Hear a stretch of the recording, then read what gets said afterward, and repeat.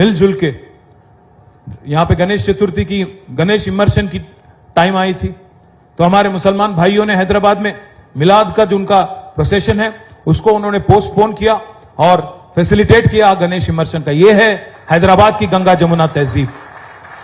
ये मिसाल जो आज तेलंगाना पूरी हिंदुस्तान को दिखा रही है, इसको और आगे ले जाना है, इसको और तेज, जैसा असद भाई ने कहा, तरक्की को भी आगे ले जाना है। मैं बलाला साहब का भी शुक्रिया अदा करता हूं।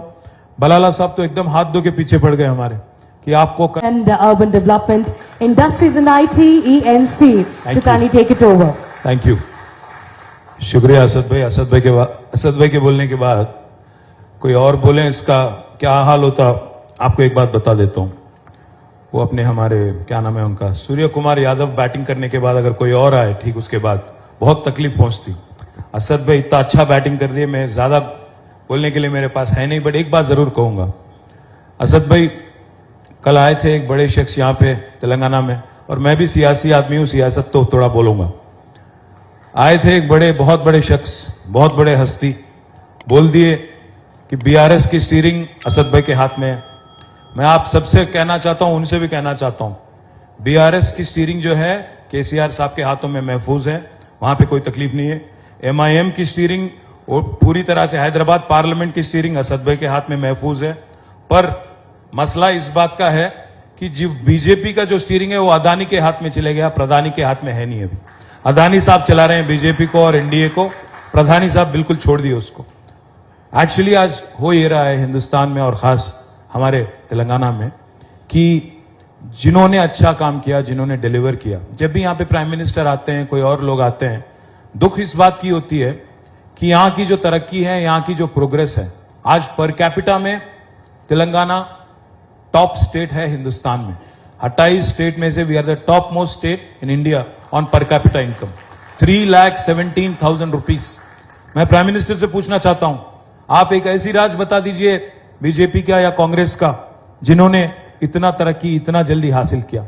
ज्यादा नहीं बोलूंगा, बट ये बात पक्का कहूंगा कि असद भाई ने जो दिल से बात कही कि इससे पहले कभी का एक बार ताने सुनने को मिलते थे कि यहां पे क्यों नहीं काम होता, क्यों नहीं आईटी टावर बनते। मैं आज आपसे वादा करता हूं असद भाई, इसको 36 महीनों में, 36 मंथ्स में कंप्लीट करेंगे, आपको हैंडओवर कर देंगे। साथ ही साथ मोहम्मद अली ने कहा कि बलाला साहब के सदारत में एक डेलीगेशन चले जाए। मैं तो कहता हूं हम और असद भाई भी चलेंगे, यूएस चलेंगे, मिडिल ईस्ट चलेंगे, जहां आप चलने को कहोगे वहां चलेंगे। और मैं बात जरूर करूंगा कुछ बड़े कंपनीज का भी, माइक्रोसॉफ्ट हो, डेलॉइट हो, अमेजॉन हो, अडोबी हो, इनसे मैं भी जरूर बात करूंगा पर्सनली। और मैं वादा करता हूं I will get you some brilliant anchor for our Malakpet hitech nucleus park in the next 1 year. मैं विश्वास रखता हूं, इस बात का यकीन है मुझे कि चुन के तो वापस हम ही आएंगे। मुझे कोई इसमें कोई सेकंड ओपिनियन है ही नहीं, क्योंकि हमने काम किया, हमने पिछले 9 साल में काम किया, अमन को बरकरार रखा। और जो हैदराबाद में एक माहौल इससे पहले जो था एक तनाव वाला, वो आज नहीं है। आप एक बार सोचिएगा, कभी एक टाइम होता था हैदराबाद में गणेश चतुर्थी आया, रामनवमी आया, या कोई मिलाद या कोई और इवेंट आया, तो कहीं ना कहीं एक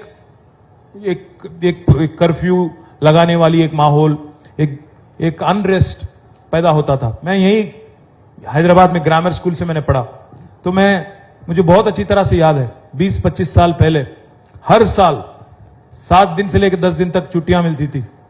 आजकल बच्चे नाराज हैं हमसे, स्कूल जाने वाले बच्चे, कि उनको आजकल छुट्टियां नहीं मिलती ज्यादा। पर खुश इस बात से हम हैं कि आज Hyderabad has become a shining example for the rest of the country. आज बाकी हिंदुस्तान आप देखिए, मॉब लिंचिंग कहीं सुनने को मिलते हैं, कहीं और जगह कहीं और सुनने को मिलता है। तेलंगाना में कहीं भी पिछले 9 साल में एक भी ऐसा इंसिडेंट का अगर कहीं हुआ, मैं पूछना चाहता हूं प्राइम मिनिस्टर से, मैं पूछना चाहता हूं राहुल गांधी जी से, आज तेलंगाना में ऐसी कोई माहौल है जहां एक दूसरे को आज मजहब के नाम पे लिंचिंग या मजहब के नाम पे आज डिस्क्रिमिनेशन दिखाया जाता है? ऐसी कोई माहौल है यहाँ पे? आज हम लोग मिलजुल के, यहाँ पे गणेश चतुर्थी की गणेश इमर्शन की टाइम आई थी, तो हमारे मुसलमान भाइयों ने हैदराबाद में मिलाद का जो उनका प्रोसेशन है उसको उन्होंने पोस्टपोन किया और फैसिलिटेट किया गणेश इमर्शन का। ये है हैदराबाद की गंगा जमुना तहजीब।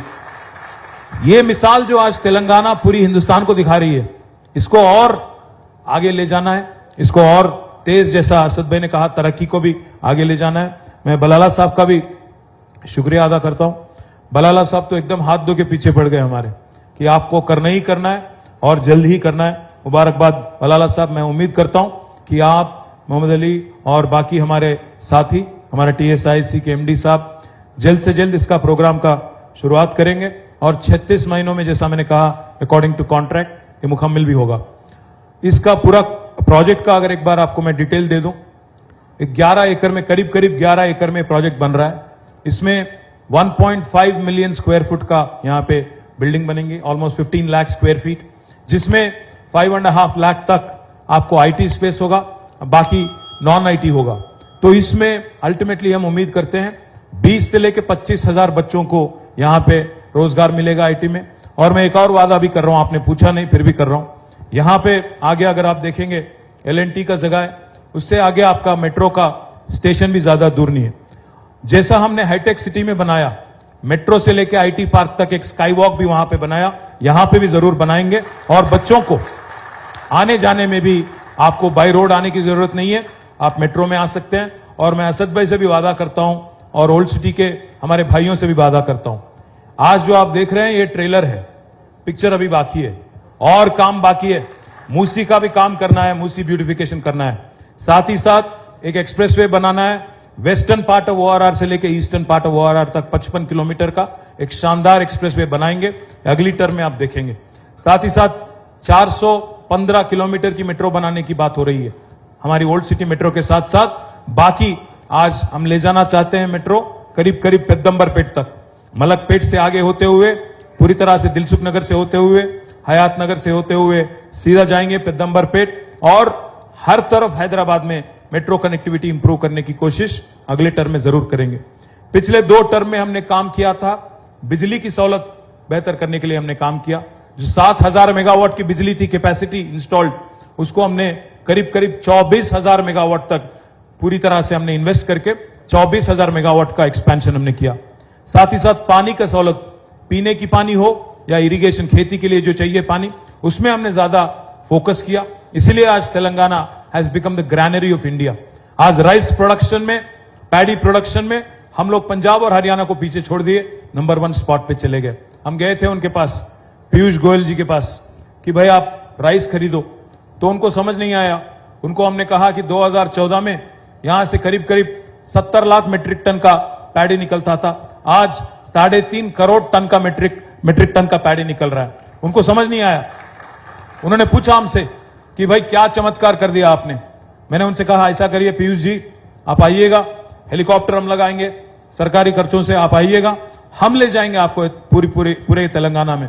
आज दुनिया का प्राइम मिनिस्टर बोलते हैं वोकल फॉर लोकल, बट जब यहां पे आते हैं तेलंगाना, उनको दिखता नहीं है कि महबूब नगर में जो आज हमने बनाया पालामुरु रंगारेड्डी लिफ्ट इरिगेशन प्रोजेक्ट, जिसमें दुनिया के सबसे मोस्ट पावरफुल पंप हाउस लगे हैं, 145 मेगावाट वाले पंप हाउस लगे हैं, पंप लगे हैं, वो दिखता नहीं उनको। दुनिया का सबसे बड़ा लिफ्ट इरिगेशन प्रोजेक्ट आज हिंदुस्तान में है और तेलंगाना में है, जिसका नाम है कालेश्वरम लिफ्ट इरिगेशन प्रोजेक्ट, जिसमें मोदी साहब ने कुछ नहीं दिया, एक अंडा दिया हमें, जीरो, बिग जीरो। और हमने, हमारी गवर्नमेंट ने केसीआर साहब के लीडरशिप में आज हमने ये प्रोजेक्ट बना दिया। ये पूरा फोकस हमने जो पिछले 2 टर्म में इरिगेशन पे, एग्रीकल्चर पे, रूरल डेवलपमेंट पे और पावर सेक्टर पे ज्यादा जो पैसा हमने खर्च किया, उसका आज रिजल्ट दिख रहा है। Telangana has become a prosperous state in the country, we are the state with the highest per capita. IT की भी आज बहुत अच्छी ग्रोथ है। अभी असद भाई कह रहे थे, मैं आपको, आप सभी को एक बात बताना चाहता हूं, ये शायद आपको बात सुन के थोड़ा ताजुब भी होगा। पिछले 2 साल, last 2 years, we have crossed Bangalore in technology jobs creation in India. We are now the leader. Last year, 33% of the total technology jobs in India came from Hyderabad. This is not my report, this is NASSCOM report. और दूसरी बात, इस साल और भी खुशी की बात है, पिछले साल 33% था हैदराबाद का शेयर, इस साल 44% है। पूरे हिंदुस्तान में जो टेक्नोलॉजी जॉब्स है, 44% jobs are coming from Hyderabad. पर हमने ये सोचा कि एक आईटी ग्रोथ एक ही जगह नहीं होना चाहिए, ग्रोथ होना चाहिए डिस्पर्शन में। इसीलिए हमने चालू किया उप्पल में, एक कोम्पल्ली में, और यहां पे आज मलकपेट में भी एक आईटी टावर आ रही है जो 700 करोड़ के साथ बनेगा। ये 700 करोड़ इसमें पैसा लगने वाला है। जैसा मैंने कहा 1.5 मिलियन स्क्वायर फुट मतलब 15 लाख स्क्वायर फुट का बिल्डिंग बनेगा और शानदार बिल्डिंग बनेगा। मैं उम्मीद करता हूं मोहम्मद कि आप काम टाइमली करेंगे और मैं पूरी तरह से आपको आज यकीन दिलाता हूं कि मैं खुद चलूंगा, बलाला भी चलेंगे हमारे साथ, असद भाई भी आएंगे। हुकूमत तो बनना ही बनना है, लोगों का आशीर्वाद जरूर मिलेगा, हमें उम्मीद है। और चल के बाकी दुनिया में जितने बड़े बड़े कंपनीज हैं उनको भी अट्रैक्ट करेंगे हैदराबाद, उनको भी कहेंगे कि आज मलकपेट से जो बच्चे निकल के जाते हैं, जैसा असद भाई ने कहा, जो बच्चे यहां बैठ के गाड़ी में हाईटेक सिटी जाके काम कर रहे हैं, उनको वहां जाके काम करने की नौबत ना पड़े। यहीं पे उनका एम्प्लॉयमेंट भी होगा और घर से बहुत पास में उनका आना जाना होगा। उम्मीद करता हूं कि 36 महीनों में ये कंप्लीट करके एक गिफ्ट के नाते, मुझे याद है बचपन में हम लोग जब यहां आते थे मलकपेट की तरफ, सबसे बड़ी इमारत थी वो मलकपेट टीवी टावर।